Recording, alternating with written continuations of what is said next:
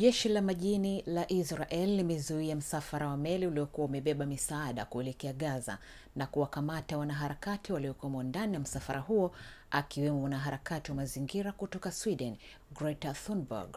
Msafara huo ulijulikana kama Global Summit Flotilla ama GSF, ulikuwa na takriban meli 45 zilizobeba wanasiasa na wanaharakati, na uliondoka Hispania mwezi uliopita kwa lengo la kuvunja mzingiro wa kijeshi wa Israel katika ukanda wa Gaza, eneo ambalo Umoja wa Mataifa umetahadharisha kwamba linakabiliwa na njaa kali. Wizara ya mambo ya nje ya Israel imethibitisha kuwa meli kadhaa za GSF zimezuiwa na abiria wake kuhamishwa hadi bandari ya Israel. Kwa upande wake, GSF imeeleza kuwa hatua ya kuzuiwa kwao ni kinyume cha sheria za kimataifa na wala sio kitendo cha kujilinda kama inavyodai Israel, bali ni kitendo cha kukata tamaa kwa dhahiri. Kupitia mitandao ya kijamii, msafara huo umeandika, hali hii inaonyesha wazi jinsi gani Israel inavyokwenda mbali kuhakikisha Gaza inaendelea kuwa na njaa na kutengwa.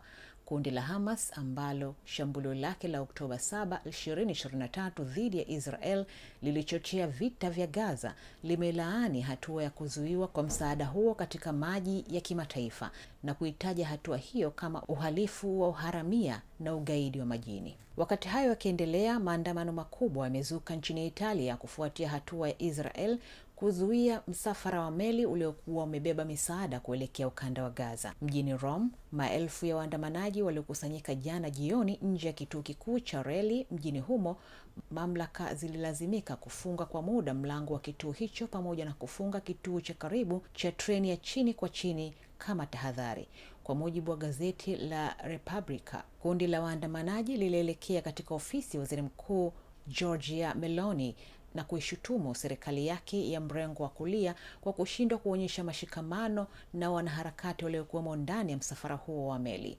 Shirika la habari la ANSA limeripoti kuwa katika mji wa kusini wa Napoli, waandamanaji waliziba njia za reli katika kituo kikuu cha treni na kulazimika huduma za usafiri wa treni kusitishwa kwa muda.